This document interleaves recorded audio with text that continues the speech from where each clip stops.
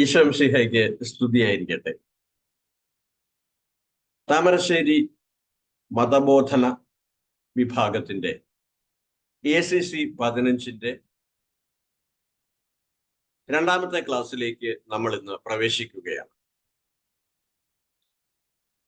ഇതിനു മുമ്പ് ഒന്നാമത്തെ ക്ലാസ്സിന്റെ ആമുഖത്തിൽ പറഞ്ഞ ഒരു കാര്യം വീണ്ടും ഞാൻ ആവർത്തിക്കാൻ ആഗ്രഹിക്കുന്നു. ഈ ക്ലാസ് ത്രിത്വത്തെ സംബന്ധിക്കുന്നതാണ്, പക്ഷേ അതിന്റെ പൂർണ്ണമായ ഒരു ക്ലാസ്സാണ്. ഇത് മാത്രമല്ല, ത്രിത്വത്തിന്റെ വിശ്വാസ്യതയെക്കുറിച്ച്, എങ്ങനെ ത്രിത്വത്തെ വിശ്വസിക്കണം എന്ന ഈ വിഷയത്തെക്കുറിച്ചുള്ള ക്ലാസ് ബഹുമാനപ്പെട്ട ഡയറക്ടർ നിങ്ങൾക്ക് വേണ്ടി മറ്റൊരു ലിങ്ക് മറ്റൊരു യൂട്യൂബ് ലിങ്ക് കൂടി തരും. ഇതും സംലഭ്യമാണ്.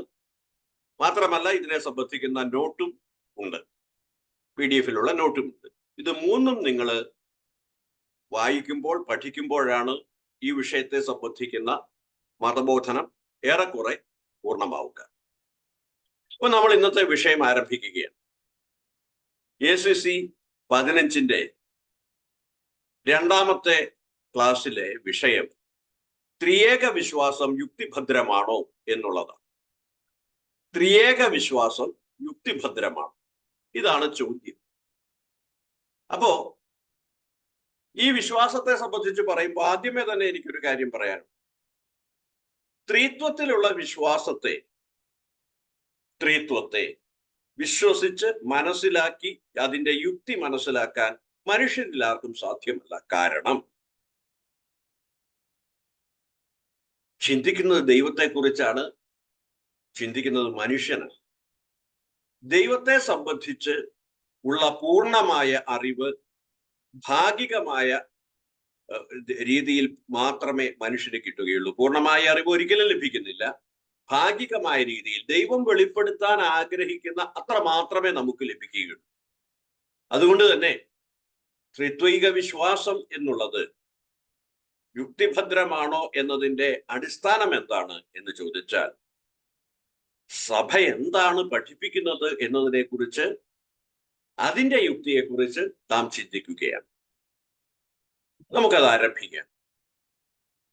ശ്ലീഹാകാലത്തിലെ ഒനീസദ്റാസെ ദിവ്യരഹസ്യം ഇങ്ങനെയാണുള്ളത്. വിശുദ്ധ മന്ദിരത്തിൽ കർത്താവിനെ സ്തുതിക്കുവിൻ. സമൂഹം പാടുന്നു, താതനും ആത്മജനും പാവന റൂഹായും ത്രിത്വവും ഏകവുമാണ്. ത്രിത്വത്തിന്റെ ഏകത്വത്തെക്കുറിച്ചും ദൈവത്തിന്റെ ത്രിത്വത്തെക്കുറിച്ചും ഈ 3 വാക്യങ്ങൾ, ഈ 3 ലൈനുകൾ നമ്മെ ബോധ്യപ്പെടുത്തുന്നു. അടുത്തത് ഇങ്ങനെയാണ്: മാനവ ബുദ്ധിക്ക് ഈ സത്യം ദുർഗ്രഹമായി നിലനിൽക്കുന്നു. അതാണ് സത്യം. മനുഷ്യനത് മനസ്സിലാക്കുന്നതിന് പരിമിതികളുണ്ട്. മാത്രമല്ല, എന്ന് വിചാരിച്ചിട്ട് അത് മാറ്റി നിർത്തണം, വേണ്ട, ഒരിക്കലും വേണ്ട. മാത്രമല്ല, എന്ത് ചെയ്യണം എന്നതിനെ കുറിച്ച് അടുത്ത 3 ലൈനുകൾ നമ്മളെ ബോധ്യപ്പെടുത്തുന്നു. ആദിയും അന്തവുമില്ലാതെ മഹിതം ദൈവ സ്വഭാവത്തിൽ വാണിയിടും ത്രിത്വം സ്തുത്യർഹൻ. സ്തുതിക്കാൻ മാത്രമാണ് മനുഷ്യനെ സംബന്ധിച്ചിടത്തോളമുള്ള അർഹത. അതാണ് അവൻ ചെയ്യേണ്ടുന്നത്, അതാണ് സഭ ചെയ്തുകൊണ്ടിരിക്കുന്നത്. എന്നാൽ തന്നെ ഈ പരിശുദ്ധ ത്രിത്വത്തെക്കുറിച്ച് നാം മനസ്സിലാക്കാൻ കടപ്പെട്ടവരാണ്.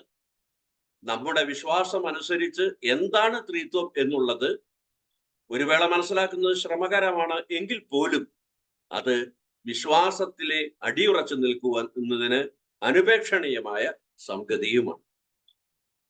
നമ്മൾ ആദ്യം തന്നെ പഴയ നിയമത്തിൽ ത്രിത്വത്തെക്കുറിച്ചുള്ള സൂചനകളെ കുറിച്ചിട്ടാണ് ആദ്യം നോക്കുന്നത്. ഏകനായ ദൈവത്തെയാണ് തീർച്ചയായും പഴയ നിയമം അവതരിപ്പിക്കുന്നത്. ഒറ്റ നോട്ടത്തിൽ അതങ്ങനെയാണ് താൻ. ഞാനല്ലാതെ മറ്റൊരു കർത്താവില്ല, ഞാനല്ലാതെ മറ്റൊരു ദൈവവുമില്ല, നീ എന്നെ അറിയുന്നില്ലെങ്കിലും ഞാൻ നിന്റെ അരമുറുക്കും എന്ന് പറഞ്ഞുകൊണ്ട് ദൈവം ഏകനാണ് എന്നതിൻ്റെ സുശക്തമായ ബോധ്യം ഇസ്രായേൽ ജനത്തിന് ദൈവം നൽകുന്നു. ഏകനായ ദൈവത്തെ സൂചിപ്പിക്കാൻ വേണ്ടി പുറപ്പാടിന്റെ പുസ്തകം 20-ാം അധ്യായം ഇപ്രകാരം പറയുന്നു: ഞാനല്ലാതെ വേറെ ദേവന്മാർ നിനക്കുണ്ടാകരുത്. കൃത്യമായ കൽപ്പനയാണ്. താൻ ഏകനാണെന്നും ആരാധന തനിക്ക് മാത്രമുള്ളതാണെന്നും തന്നെയാണ് അനുസരിക്കേണ്ടതെന്നും താനാണ് പരിപാലകനെന്നും നിസ്തർക്കം ദൈവം മനുഷ്യനെ പഠിപ്പിച്ചു. പ്രവാചകന്മാരിലൂടെ പഠിപ്പിച്ചു, അതുപോലെ തന്നെ വിവിധ സംഭവങ്ങളിലൂടെ പഠിപ്പിച്ചു, പിതാക്കന്മാരിലൂടെ പഠിപ്പിച്ചു. അങ്ങനെ ദൈവത്തിന്റെ വാക്യം മുഴുവൻ ദൈവത്തിന്റെ ഏകത്വത്തെ സൂചിപ്പിക്കുന്നതാണ്. തീർച്ചയായും ദൈവം ഏകനാണ് എന്നതിന്റെ കൃത്യമായ സൂചനകൾ പഴയ നിയമത്തിൽ ഉടനീളം പരന്നു കിടക്കും. പക്ഷെ നമ്മൾ ഒന്നുകൂടെ ഒന്ന് കൃത്യമായിട്ട് നമ്മളൊന്ന് സമീപിക്കുകയാണ്. അത്ര മാത്രമേ പറഞ്ഞിട്ടുള്ളൂ എന്നുള്ളതാണ് ചോദ്യം. ഉൽപ്പത്തിയുടെ പുസ്തകം, പഞ്ചഗ്രന്ഥിയിലെ ഒന്നാമത്തെ പുസ്തകം, 1-ാം അധ്യായം 1-ാം തിരുവചനം, 1-ാം അധ്യായത്തിന്റെ 2-ാം തിരുവചനം. ഭൂമി രൂപരഹിതവും ശൂന്യവുമായിരുന്നു, ആഴത്തിന് മുകളിൽ അന്ധകാരം വ്യാപിച്ചിരുന്നു, ദൈവത്തിന്റെ ചൈതന്യം വെള്ളത്തിന് മീതെ ചലിച്ചുകൊണ്ടിരുന്നു എന്നതാണ് ആ വാക്യം. ദൈവത്തിന്റെ എലോഹിം എന്ന വാക്കാണ് അവിടെ ദൈവത്തെ സംബന്ധിച്ചിടത്തോളം ഉപയോഗിച്ചിരിക്കുന്നത്. തീർച്ചയായും സുറിയാനി വീണ്ടും ചൈതന്യം എന്നതിന് റുവാഖ് എന്നാണ്. പരിശുദ്ധ റൂഹായെയാണ് അവിടെ ഉദ്ദേശിക്കുന്നത്, പരിശുദ്ധാത്മാവിനെയാണ് അവിടെ സൂചിപ്പിക്കുന്നത്. അടുത്തത് വെള്ളത്തിന് മീതെ ചലിച്ചുകൊണ്ടിരുന്നു എന്നതാണ് നമുക്ക് കിട്ടുന്ന വിവർത്തനം. എന്നാൽ അതിന്റെ വേറൊരർത്ഥം ഇതാണ്. തീർച്ചയായും ചലിച്ചുകൊണ്ടിരുന്നു എന്ന വാക്കുണ്ട്, അർത്ഥമുണ്ട്. ടു ഹോവർ, ടു ബ്രൂഡ്, പൊരുന്നി ആവസിക്കുക എന്നൊരു പദമുണ്ട്.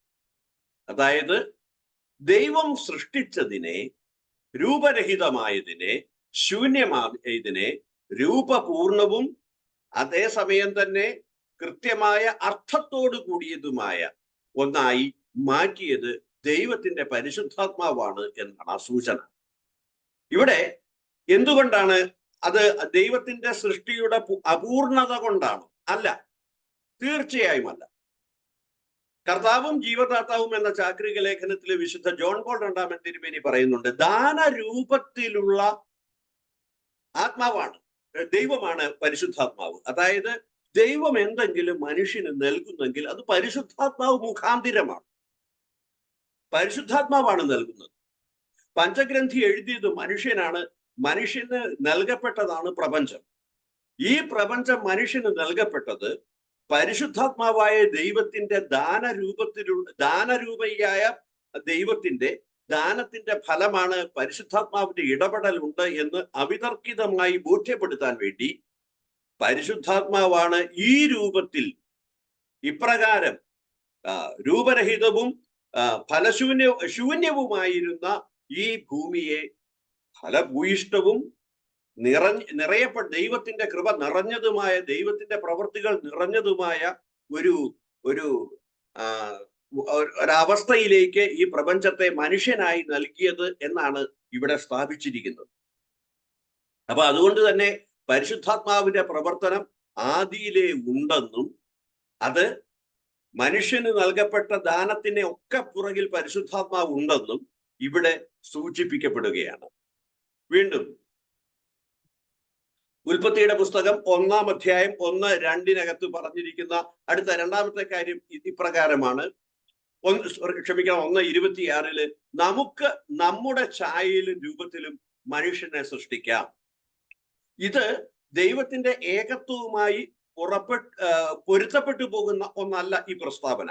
കാരണം ദൈവം ഏകനാണ്. നമുക്ക് എന്ന ബഹുവചനം അവിടെ ഉപയോഗിക്കേണ്ടുന്ന കാര്യമില്ല, ലെറ്റസ് എന്ന് ഉപയോഗിക്കേണ്ട കാര്യമില്ല, നമ്മുടെ എന്ന ബഹുവചനം ഒരിക്കലും ഉപയോഗിക്കേണ്ട കാര്യമില്ല.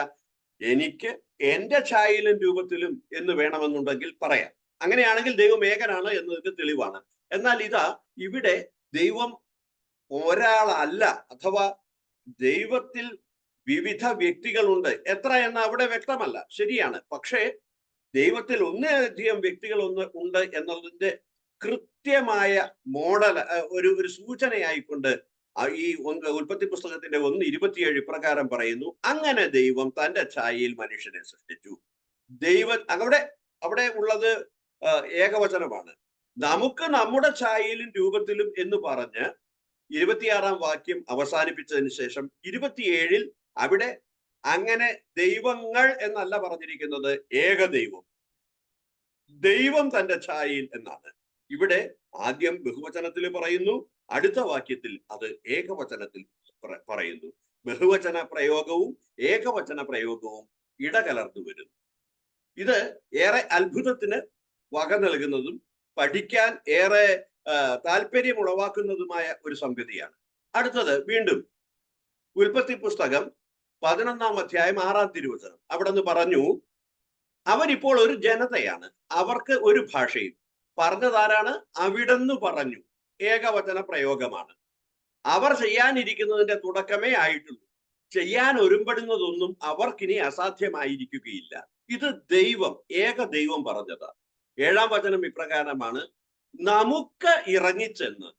അവിടെ ദൈവത്തിന്റെ ബഹുത്വത്തെക്കുറിച്ച് അഥവാ ദൈവത്തിന്റെ ത്രിത്വത്തെ കുറിച്ചുള്ള സൂചനയാണ്. നമുക്ക് ബഹുവചനത്തിലാണ് പ്രയോഗിച്ചിരിക്കുന്നത്. ഇറങ്ങിച്ചെന്ന് അവരുടെ ഭാഷ പരസ്പരം ഗ്രഹിക്കാനാവാത്ത വിധം ഭിന്നിപ്പിക്കാം.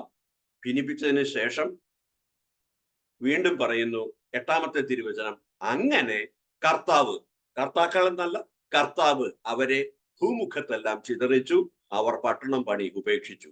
ഏകവചനം ദൈവത്തിന്റെ പ്രവൃത്തിയെ സംബന്ധിച്ച് വിവരിക്കുമ്പോൾ ഏകവചന പ്രയോഗവും ബഹുവചന പ്രയോഗവും അവിടെ ഇടകലർന്നു വരുന്നു എന്നത് ഏറെ കൗതുകമുളവാക്കുന്ന ഒരു സംഗതിയാണ്. അടുത്തത് നമുക്ക് മാമ്രയുടെ ഓക്കുമരത്തോപ്പിനെ കുറിച്ച് ചിന്തിക്കാം. അവിടെയാണല്ലോ എബ്രഹാം ഇരുന്നത്. ഈ മാമ്രയുടെ ഓക്കുമരത്തോപ്പിന്റെ അവിടെ ഇപ്പോഴുള്ള 1912 വരെ ഉണ്ടായിരുന്ന ആ വലിയ ഓക്ക് നശിച്ചുപോയി. അത് 2019-ലാണ് അത് നശിച്ചു പോയത്. അതിന്റെ സ്ഥാനത്ത് ഇപ്പോഴുള്ളത് അതിന്റെ ഭാഗികമായ ചില അവശിഷ്ടങ്ങൾ മാത്രമാണ്. എന്തായാലും ശരി, മാമ്രയുടെ ഓക്കുമരത്തോപ്പിൽ ദൈവത്തെ സന്ദർശിച്ച, ദൈവം വരുന്നത് കണ്ട അബ്രഹാമിനെ സംബന്ധിക്കുന്ന വിവരണം നമുക്കൊന്ന് നോക്കാം. മാമ്രയുടെ ഓക്കുമരത്തോപ്പിന് സമീപം ഉൽപ്പത്തി പുസ്തകത്തിലെ 18-ാം അധ്യായത്തിലെ 1-ാം തിരുവചനം, മാമ്രയുടെ ഓക്കുമരത്തോപ്പിന് സമീപം കർത്താവ്, ഏകവചന പ്രയോഗമാണ്, എബ്രാഹത്തിന് പ്രത്യക്ഷനായി. വെയിൽ മൂത്ത സമയത്ത് അബ്രാഹം തന്റെ കൂടാരത്തിന്റെ വാതിൽക്കൽ ഇരിക്കുകയായിരുന്നു. അവൻ തല ഉയർത്തി നോക്കിയപ്പോൾ 3 ആളുകൾ തനിക്കെതിരെ നിൽക്കുന്നത് കണ്ടു. ഇവിടെ ആദ്യം ഒരേ ഒരാളിനെ പറ്റിയാണ് സൂചന. പെട്ടെന്ന് ഇതാ 3 ആളുകളെ കുറിച്ച് പറയുന്നു.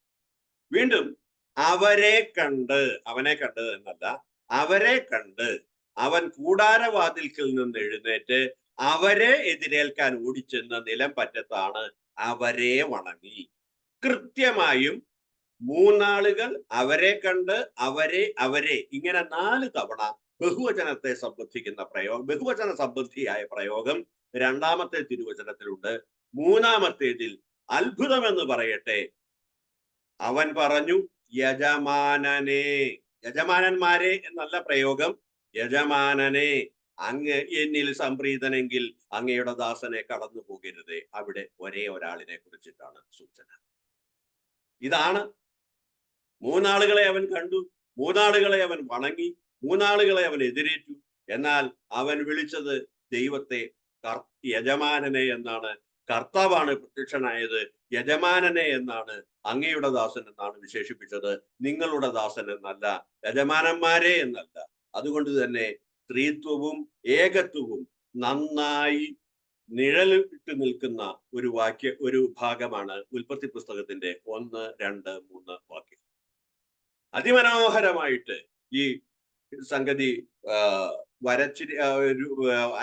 ഐക്കണായിട്ട് വരച്ചിരിക്കുന്ന ആളാണ് ആന്ദ്രേ റൂബ്ലോവ്. 1360 മുതൽ 1430 വരെ ഉണ്ടായിരുന്ന ഒരു റഷ്യൻ ആർട്ടിസ്റ്റാണ്.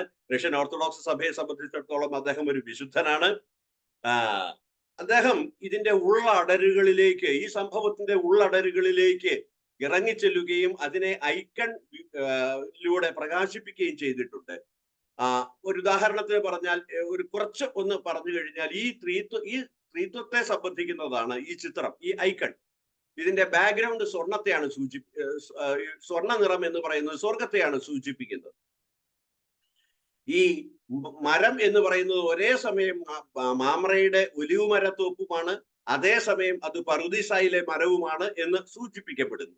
അവർക്ക് ചിറകുകളുണ്ട്, കണ്ടോ? അവർക്ക് ചിറകുകളുണ്ട്. അതായത് അവർ ക്ഷണനേരം കൊണ്ട് സഞ്ചരിക്കാൻ ആകാശചാരികളാണ് എന്ന് ചുരുക്കം.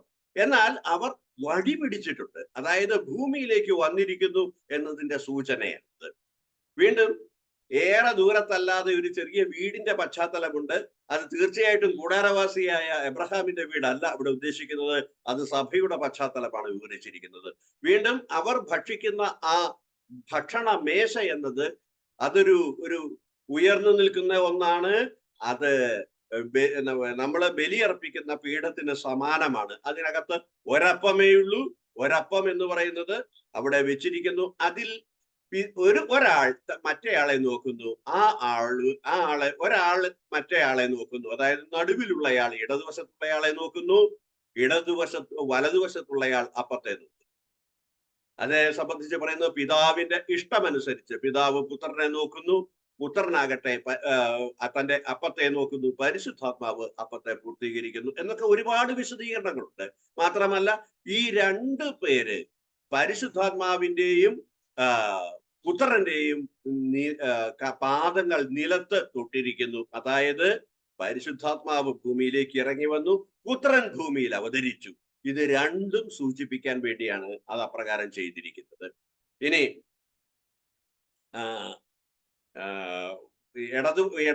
വലതുവശത്തുള്ളവനെ നോക്കുന്നു, പരിശുദ്ധാത്മാവിനെ നോക്കുന്നു, പരിശുദ്ധാത്മാവ് ഈ പീലാസയെ നോക്കുന്നു. ഇങ്ങനെ വിശദീകരണങ്ങൾ ഒരുപാടുണ്ട്. ഇതിന്റെ അർത്ഥം ഇതാണ്: പിതാവും പുത്രനും പരിശുദ്ധാത്മാവുമാണ് ഈ മാമ്രയുടെ ഓക്കുമര തോപ്പിൽ വന്നത് എന്നുള്ളത് സ്ഥാപിക്കാനുള്ള ഈ ഐക്കൺ പെയിന്റർ ആയിരിക്കുന്ന ആന്ദ്രേ റൂബ്ലോവിന്റെ ഒരു വലിയ ശ്രമമാണ് ഈ ഒരു ചിത്രത്തിൽ നമ്മൾ കാണുന്നത്. ഇത് നമ്മുടെ പുതിയ നിയമത്തിലെ ത്രിത്വ സങ്കല്പവുമായി വളരെയേറെ പൊരുത്തപ്പെട്ടു പോകുന്നതാണ്. എന്താണ് ത്രിത്വത്തിനെ സംബന്ധിക്കുന്ന പുതിയ നിയമത്തിലെ ഏറ്റവും വെളിവായ വാക്യം? നമുക്ക് നോക്കാം.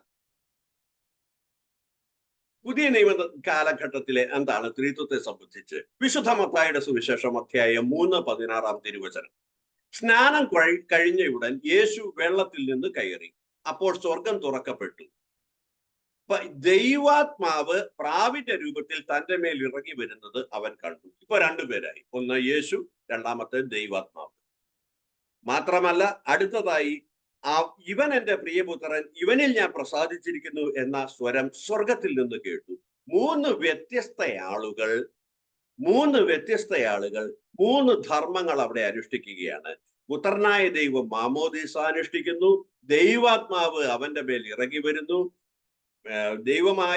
പിതാവായ ദൈവത്തിന്റെ സ്വരം നാം ഭൂമിയിൽ, സ്വർഗത്തിൽ നിന്നുള്ള സ്വരം ഭൂമിയിൽ നമ്മൾ കേൾക്കുന്നു. ഇവിടെ മൂന്ന് വ്യത്യസ്ത ആളുകളെ പറ്റി കൃത്യമായും പരാമർശിച്ചിരിക്കുന്നു.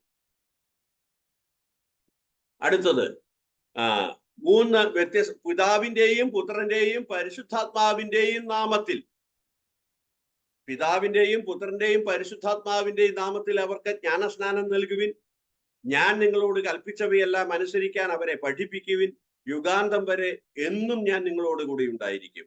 ഒന്നാമത്തെ സുവിശേഷമായ വിശുദ്ധ മത്തായിയുടെ സുവിശേഷത്തിന്റെ അവസാനത്തെ ഭാഗത്ത് പിതാവിന്റെയും പുത്രന്റെയും പരിശുദ്ധാത്മാവിന്റെയും നാമത്തിൽ അവർക്ക് ജ്ഞാനസ്നാനം നൽകുവിൻ, ഞാൻ നിങ്ങളോട് കൽപ്പിച്ചവയെല്ലാം അനുസരിക്കുവാൻ അവരെ പഠിപ്പിക്കുവിൻ, യുഗാന്തം വരെ എന്നും ഞാൻ നിങ്ങളോട് കൂടെ ഉണ്ടായിരിക്കും. വിശുദ്ധ മത്തായിയുടെ സുവിശേഷം 28-ാം അധ്യായം 20-ാം തിരുവചനം. കൃത്യമായിട്ടും ക്രിസ്തു ഈ ദൈവത്തിലെ മൂന്നാളുകളെ കുറിച്ച് അവിടെ സംസാരിക്കുന്നു.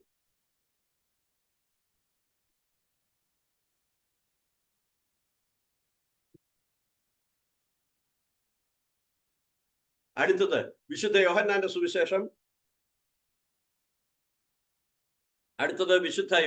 സുവിശേഷം 14-ാം അധ്യായം 26-ാം തിരുവചനം. എന്റെ നാമത്തിൽ പിതാവ് അയക്കുന്ന സഹായകനായ പരിശുദ്ധാത്മാവ് എല്ലാ കാര്യങ്ങളും നിങ്ങളെ പഠിപ്പിക്കുകയും ഞാൻ നിങ്ങളോട് പറഞ്ഞിട്ടുള്ളതെല്ലാം നിങ്ങളെ അനുസ്മരിപ്പിക്കുകയും ചെയ്യും. വളരെ കൃത്യമായിട്ട് സ്ത്രീത്വത്തെ സംബന്ധിച്ച്, സ്ത്രീത്വത്തിലെ മൂന്നാളുകളെ സംബന്ധിച്ചിട്ട് യേശു മിശിഹ തമ്പുരാൻ അവിടെ സംസാരിക്കുന്നു. സ്ത്രീത്വത്തെ സംബന്ധിക്കുന്ന വിശ്വാസ സത്യങ്ങൾ CCC കത്തോലിക്ക സഭയുടെ മതബോധന ഗ്രന്ഥം 249 ഇപ്രകാരം പറയുന്നു: പരിശുദ്ധ ത്രിത്വത്തിലുള്ള വിശ്വാസം പ്രകടമാക്കുന്ന ചില വാക്യങ്ങൾ അപ്പസ്തോലിക ലിഖിതങ്ങളിൽ തന്നെ കാണാം. അതിന് ഉദാഹരണമാണ് കുർബാനയിൽ സ്വീകരിച്ചിട്ടുള്ള ഈ ആശീർവാദം: കർത്താവായ ക്രിസ്തുവിന്റെ കൃപയും പിതാവായ ദൈവത്തിന്റെ സ്നേഹവും പരിശുദ്ധാത്മാവിന്റെ സംസർഗവും നിങ്ങളോടുകൂടെ ഉണ്ടായിരിക്കട്ടെ. ആദിമസഭയിൽ രൂപപ്പെട്ടത് സുവിശേഷമല്ല, പ്രത്യുത ആരാധനയാണ്, ആരാധനാക്രമമാണ്. അതിൽ നിന്നാണ് സുവിശേഷത്തിലെ വാമൊഴി ലിഖിതങ്ങളൊക്കെ ഉണ്ടായത്. പിന്നീട് അത് വരമൊഴി ലിഖിതങ്ങളായി. നിങ്ങൾ ഇത് വളരെ ആഴത്തിൽ പഠിച്ചിട്ടുണ്ട്. അപ്പൊ തീർച്ചയായും ഇത്തരത്തിലുള്ള ഒരു ആശീർവാദം ആദിമസഭയിൽ ഉണ്ടായിരുന്നു എന്നത് സഭ വളരെ വ്യക്തമായി അതിന്റെ ശൈശവ ദശയിൽ തന്നെ ത്രിത്വത്തിന്റെ അപരിമേയമായ ആ ഒരു രഹസ്യത്തെ കുറിച്ച് മനസ്സിലാക്കിയിരുന്നെന്നും അതവരുടെ സജീവ വിശ്വാസത്തിന്റെ ഭാഗമായിരുന്നു എന്നുള്ളതിന്റെ കൃത്യമായ തെളിവാണ്.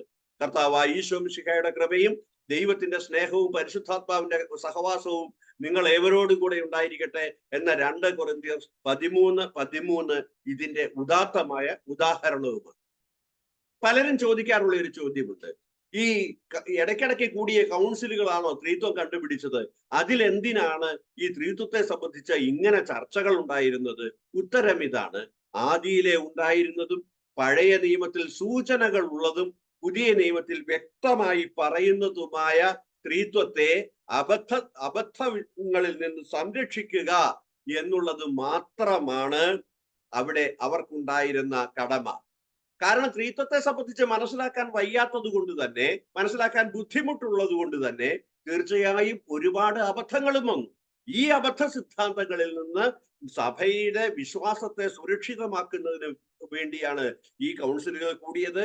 അതല്ലാതെ എന്തെങ്കിലും കണ്ടുപിടിക്കാനോ കൂട്ടിച്ചേർക്കാനോ വേണ്ടിയല്ല ആദ്യകാല കൗൺസിലുകൾ ത്രിത്വത്തെ സംബന്ധിച്ച കാര്യങ്ങൾ ചർച്ച ചെയ്തു. വീണ്ടും ത്രിത്വ സംബന്ധിയായ ചില പദങ്ങളും അർത്ഥങ്ങളും ഇത് നിങ്ങൾക്ക് തന്നിരിക്കുന്ന നോട്ടിനകത്ത് വളരെ വ്യക്തമായി പറയുന്നുണ്ട്. അതുകൊണ്ട് തന്നെ ഒന്ന് സൂചിപ്പിക്കുന്നു മാത്രമേ ഉള്ളൂ. ഒന്നാമത്തേത് സത്ത, സാരാംശം, പ്രകൃതി എന്നിങ്ങനെയുള്ളതാണ്. Substance, essence or nature. ത്രിത്വവും ഏകവുമായ ദൈവത്തെ അതിന്റെ ഉണ്മയിൽ സൂചിപ്പിക്കുന്നതാണ് ഈ പദങ്ങൾ. ഹൈപ്പോസ്റ്റാസിസ് എന്ന ഉപസ്ഥിതി എന്ന വാക്ക് പിതാവിന്റെയും പുത്രന്റെയും പരിശുദ്ധാത്മാവിന്റെയും ഇൻഡിവിജ്വാലിറ്റി, വ്യതിരിക്തത സൂചിപ്പിക്കുന്നു. ബന്ധം, ഈ ത്രിത്വം തമ്മിലുള്ള ബന്ധത്തിൽ നിന്നാണ് ഏകത്വം ഉണ്ടാകുന്നത്. ത്രിത്വത്തെ സംബന്ധിച്ച വിശ്വാസ സത്യം കൃത്യമായും ഇതാണ്. 253 കത്തോലിക്ക സഭയുടെ മതബോധന ഗ്രന്ഥം 253 അത് വളരെ സരളമായി വിശദീകരിക്കുന്നു. ത്രിത്വം ഏകമാകുന്നു.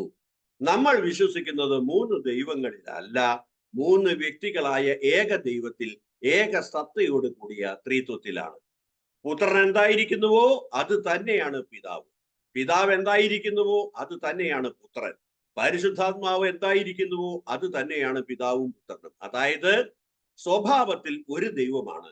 ഈ വ്യക്തികളിൽ ഓരോരുത്തരും ദൈവിക സത്ത, ദൈവിക സാരാംശം, ദൈവിക പ്രകൃതി എന്നിവയിൽ തനിമയുള്ളവരാണ്, പൂർണ്ണരുമാണ്. ഈ വ്യക്തികൾ അന്യോന്യം വ്യതിരിക്തരാണ്, അന്യോന്യം വ്യത്യസ്തരാണ്. ദൈവം ഏകനാണ് എങ്കിലും ഏകാന്തനല്ല. പിതാവും പുത്രനും പരിശുദ്ധാത്മാവ് എന്നീ സംജ്ഞകൾ ദൈവിക ഉണ്മയുടെ വ്യത്യസ്ത ഭാവങ്ങളെ കുറിക്കുന്ന നാമങ്ങളല്ല. അതായത് ദൈവത്തെ ചിലപ്പം പിതാവെന്ന് വിളിക്കും, ചിലപ്പം പുത്രനെന്ന് വിളിക്കും, ചിലപ്പോൾ പരിശുദ്ധാത്മാവ് വിളിക്കും എന്നല്ല. തീർച്ചയായും വ്യതിരിക്ത സ്വഭാവം, ഇൻഡിവിജ്വൽ ആയിട്ടുള്ള തീർച്ചയായും മൂന്ന് പേഴ്സൺസ് ആണ്. ഇവ ഒന്നിൽ നിന്ന് മറ്റൊന്ന് യഥാർത്ഥ വ്യത്യാസമുള്ളതാണ്. പുത്രനായിരിക്കുന്നവൻ പിതാവല്ല, പിതാവായിരിക്കുന്നവൻ പുത്രനല്ല, പിതാവോ പുത്രനോ ആയിരിക്കുന്നവൻ പരിശുദ്ധാത്മാവുമല്ല. അവർ ഉത്ഭവത്തിലെ ബന്ധത്തിൽ പരസ്പരം വ്യതിരിക്തരാണ്. ജനിപ്പിക്കുന്നത് പിതാവാണ്, ജനിക്കുന്നത് പുത്രനാണ്, പുറപ്പെടുന്നത് പരിശുദ്ധാത്മാവാണ്. ദൈവം ഏകത്വ ത്രിയേകമാണ്. ഇതിനെ വളരെ സരളമായി വിശദീകരിക്കുന്നത്, എന്നാൽ കുറച്ച് അപര്യാപ്തതയൊക്കെയുണ്ട്. ഷീൽഡ് ഓഫ് ട്രിനിറ്റി എന്നൊരു ഫോർമുലയുണ്ട്. അതാണ് ഈ കാണുന്നത്. ദൈവത്തെ സംബന്ധിക്കുന്ന ഒരു പരാമർശങ്ങൾ 4 വൃത്തത്തിനകത്ത്. The Father, the Son, the Holy Spirit. നടുക്ക് God. The Father is not the Son, the Father is God. The Son is not the Holy Spirit, Son is God. Holy Spirit is not the Father, not the Son, Holy Spirit is God. അങ്ങനെ വ്യതിരിക്തതയും എന്നാൽ ഏകത്വവും സൂചിപ്പിക്കുന്ന ഈ ഒരു ഫോർമുലയെ shield of Trinity എന്നാണ് വിശേഷിപ്പിക്കുന്നത്.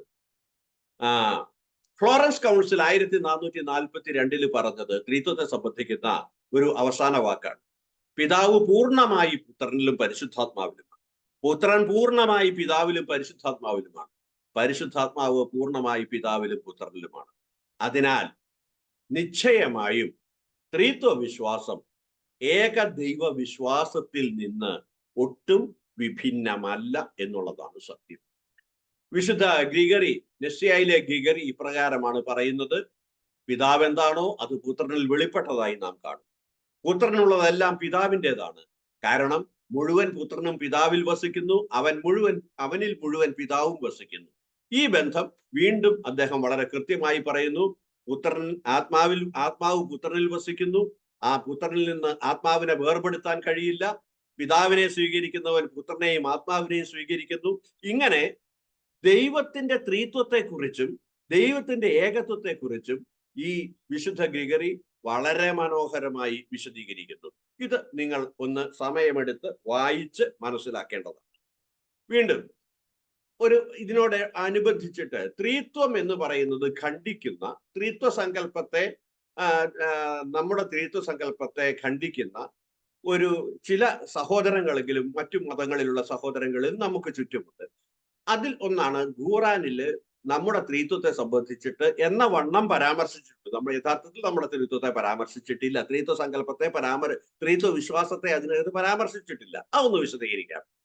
ദൈവശാസ്ത്രപരമായി ഖുറാനിലെ ത്രിത്വം എന്നതുകൊണ്ട് അർത്ഥമാക്കുന്നത് 3 ദൈവങ്ങളിലുള്ള വിശ്വാസം. ദൈവം ഏകനാണ് എന്നതല്ല, എന്നാണ് നമ്മൾ വിശ്വസിക്കുന്നത് എന്നവർ വിശ്വസിക്കുന്നില്ല. അത് 3 ദൈവങ്ങൾ തന്നെയാണ്. 3 സ്വതന്ത്ര ദൈവങ്ങളായ ദൈവം അഥവാ അല്ലാഹു, യേശു അഥവാ ഈസ, അവരുടെ ഭാഷയിലാണ് ഈസ എന്ന് പറയുന്നത്, മറിയം. ഇങ്ങനെ 3 ദൈവങ്ങളാണ്. ക്രിസ്ത്യൻ വിശ്വാസം സ്ഥിരീകരിക്കുന്നത് ദൈവം, യേശു, പരിശുദ്ധാത്മാവ്. തീർച്ചയായും നമുക്കറിയാം, മറിയം അല്ലല്ലോ.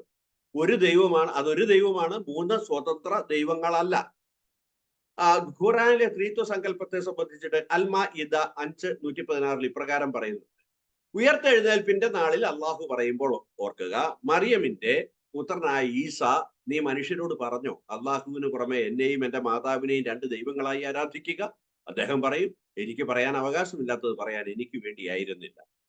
ഇതിന്റെ വിശദീകരണങ്ങൾ ഒന്നും ആവശ്യമില്ല. അതിന് സംഗതി ഇത്രയേ ഉള്ളൂ. ഖുറാനിൽ നമ്മൾ കാണുന്ന ത്രിത്വം, നമുക്കുണ്ട് എന്ന് ആരോപിക്കുന്ന ത്രിത്വം, പിതാവായ ദൈവം അഥവാ ദൈവം, പുത്രനായ ദൈവം അഥവാ യേശു, പിന്നെ പരിശുദ്ധ മാതാവ് എന്നുള്ളതാണ്. തീർച്ചയായും നമ്മൾ അത്തരമൊരു ത്രിത്വത്തിൽ വിശ്വസിക്കുന്നില്ല എന്ന് പറയാൻ നമ്മളെ സംബന്ധിച്ചിടത്തോളം ഒരു സന്ദേഹവുമില്ല. അള്ളാഹു മൂവരിൽ പെട്ടവനാകുന്നു എന്ന് പറഞ്ഞവർ തീർച്ചയായും അവിശ്വസിച്ചു. ഏകദൈവമല്ലാതെ മറ്റൊരു ദൈവവുമില്ല. തീർച്ചയായും അങ്ങനെയൊരു മൂവരില്ല, ഏകദൈവമേ ഉള്ളൂ. ശരിയാണത്. അവർ ഈ അവകാശവാദം ഉപേക്ഷിക്കുന്നില്ലെങ്കിൽ അവരിൽ അവിശ്വസിച്ചവരെല്ലാം വേദനാജനകമായ ശിക്ഷാവിധിക്ക് വിധേയനാകും.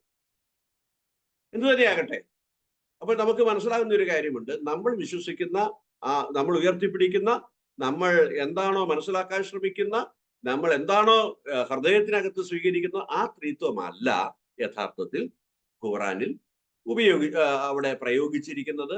ആ സങ്കല്പവുമല്ല. ഖുറാനിലെ ത്രിത്വ സങ്കല്പം ക്രിസ്ത്യാനിയെ സംബന്ധിച്ചിടത്തോളം അംഗീകരിക്കാൻ കഴിയില്ല. തീർച്ചയായിട്ടും ക്രിസ്തീയതയുടെ അടിസ്ഥാന വിശ്വാസങ്ങളുമായി ഖുറാനിലെ ത്രിത്വ സങ്കല്പം യോജിച്ച് പോകുന്നില്ല തന്നെ. അടുത്തത് നമ്മൾ വളരെ കൃത്യമായിട്ട് മനസ്സിലാക്കേണ്ട ഒരു കാര്യമുണ്ട്. ഇവിടെ ത്രിത്വത്തേക്ക് ഉയർത്തി കാണിക്കുന്ന ഒരുപാട് യൂട്യൂബ് സുവിശേഷങ്ങളുണ്ട്. പക്ഷെ ശ്രദ്ധിച്ചു വേണം നമ്മളത് അതിനകത്തേക്ക് പോകാൻ. സുവിശേഷങ്ങളാണ് അവർ പറയുന്നതെങ്കിലും അതിനകത്ത് സ്ഥായിയായ ചില തകരാറുകൾ, ആഴത്തിലുള്ള ചില തകരാറുകൾ. അതിലൊന്നാണ് മോഡലിസം എന്നത്.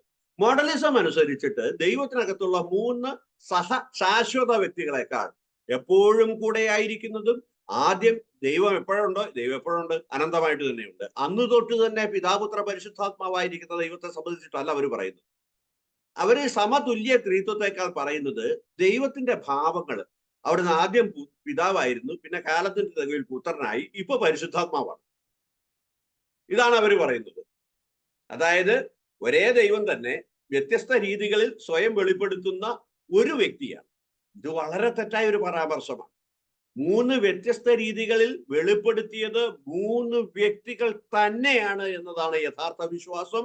അല്ലാതെ 3 കഥാപാത്രങ്ങളായി ഒരേ ദൈവം കാലത്തിന്റെ 3 അവസ്ഥകളിൽ, കാലത്തിന്റെ 3 സന്ദർഭങ്ങളിൽ പ്രത്യക്ഷപ്പെടുകയല്ല ചെയ്തത്. അപ്പൊ നമുക്കിവിടെ വളരെ കൃത്യമായിട്ട് കാര്യങ്ങൾ മനസ്സിലാകും. ദൈവം പിതാവും പുത്രനും പരിശുദ്ധാത്മാവുമാണ്. ആഴത്തിൽ മനസ്സിലാക്കാൻ ശ്രമിക്കും തോറും പിന്നെയും മനസ്സിലാക്കാൻ കുറച്ചുണ്ടാകും.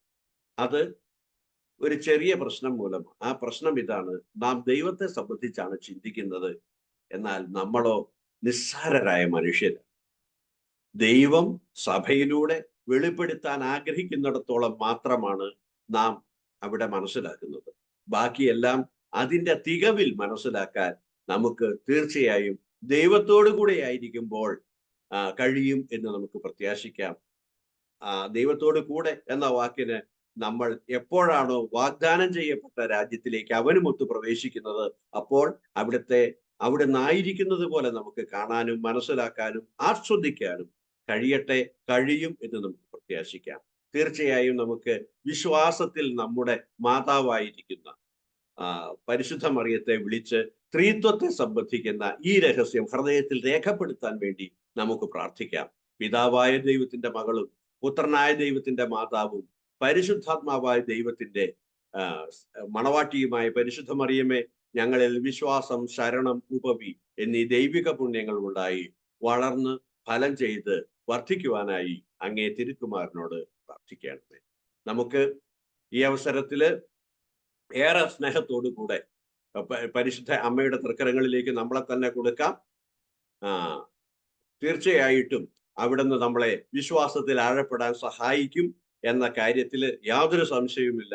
ത്രിത്വൈക ദൈവത്തിലുള്ള വിശ്വാസമാണ് സഭാമക്കളുടെ പ്രത്യാശയും അവരുടെ വിശ്വാസത്തിന്റെ അടിസ്ഥാനവും എന്ന ബോധ്യത്തോടു കൂടി നമുക്കായിരിക്കാം. ഈശോ മിശിഹായ്ക്ക് സ്തുതിയായിരിക്കട്ടെ.